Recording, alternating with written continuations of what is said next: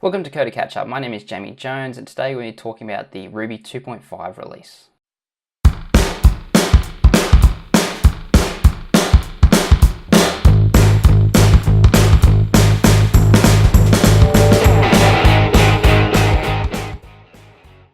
So Ruby 2.5 has been released. It's mainly a performance release, but there are some other changes that are worth noting.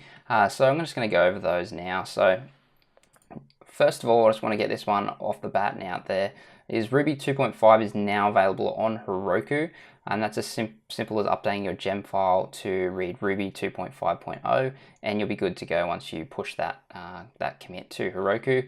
And you'll get to use Ruby 2.5 and get to see a lot of performance improvements, which I think is awesome. Now, getting on with the release notes, it was released on Christmas Day, the 25th of December 2017. And basically here they're saying is Ruby 2.5 is the first stable release of the Ruby 2.5 series. It introduces many new features and performance improvements, and the notable changes are as follows, which I'm going to go over some of them. But I'll just check the show notes for the full list if you want to go through that. So first of all, with the new features, we've got rescue, else, ensure are now allowed to be used directly with do and end blocks.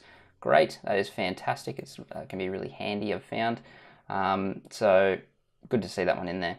Add yield self to yield given block in its context. Unlike tap, it returns the result of the block.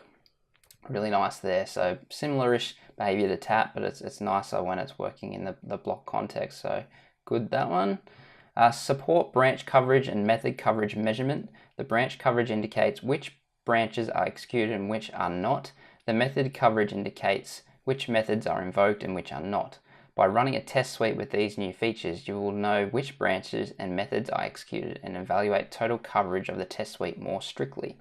Now, this is kind of a long-winded one, but I think it's pretty important. Now, you might not really see any benefit from this directly yourself, but for third-party gems that are doing things like auditing and stuff like that, that's where you're going to see this come in and be more beneficial to you. So really important change there, I think, and expect to see some gem updates in the future that use this new functionality, so it's good to see there. Hash slice and hash transform keys. These are basically just nice methods, so making some code a little bit simpler, at least with slice. And with hash transform keys, that's basically the hash transform values, and it's doing it for the keys. So that was never done for keys in the past. This just kind of makes those kind of come together and have the same API, but for keys and values. So I think that one was just something that was missed, and it's a nice new feature to have, and it complements values, transform values quite well. Next one is struct.new can create classes that accept keyword arguments. This is another one I think brings it in line with how methods can have keyword arguments. That's good to see there. You can do it now with structs. The enumerable, any, all, none, and one accept a pattern argument now. Top level constant lookup is no longer available. And now the next one, which I really like, and it's good to see that this is in here. So one of our most loved libraries, pp.rb, is now automatically loaded. You no longer have to require pp. Massive time saver for a lot of people, and it's just nice there. And to finalize these kind of new features is print, backtrace, and error messages in reverse order. So the oldest call first, most recent call last. When a long backtrace appears on your terminal, you can easily find the cause line at the bottom of the backtrace. Note that the order is reversed only when the backtrace is printed out to the terminal directly. This is so awesome. So many times where you've been having some issue there, you get your backtrace and you have to scroll all the way up. Sometimes you'll get a massive trace, and it's frustrating to scroll. It does take up some of your time. This is just a nice feature. It is experimental, but I certainly hope it makes it to be a full-fledged feature and doesn't go away. I think that's tremendously helpful. So next up is performance improvements.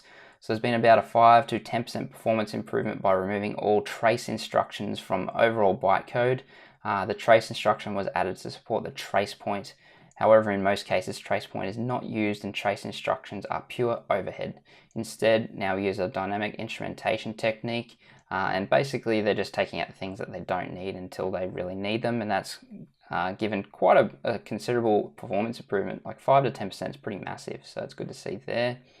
Block passing by a block parameter, so def foo, and then in your parameter and b, or bar and b, and it's 3 times faster in Ruby 2.4, and they're saying it's here by lazy proc allocation technique. I'm not too sure what that means exactly. I'm assuming it's kind of like lazy loading it, but basically really nice to see that they've gone through something as simple to give a pretty big performance improvement, and that's something that can be used quite often. Next thing I'll go here, the next important one I think here is ERB now generates code from a template twice as fast as Ruby 2.4. That's huge. Just upgrading to Ruby 2.5 is going to give you a big benefit there. Getting on to other more notable changes just to finish this out. So Secure Random now prefers OS provided sources over OpenSSL. Really important one. Highly recommend reading that, checking out the show notes, and reading through the bug report from the RubyLang release notes. Very important there. And there's a bunch of other notable changes there, but I highly recommend just going through them in your own time and checking those out. But that's essentially it. I'd love to know, have you upgraded to Ruby 2.5? What have you thought of it? I'd love to know, have you had any troubles with gems or anything like that, compatibility? Please leave them in the comments section below, and we'll catch you in the next episode. See ya. Bye.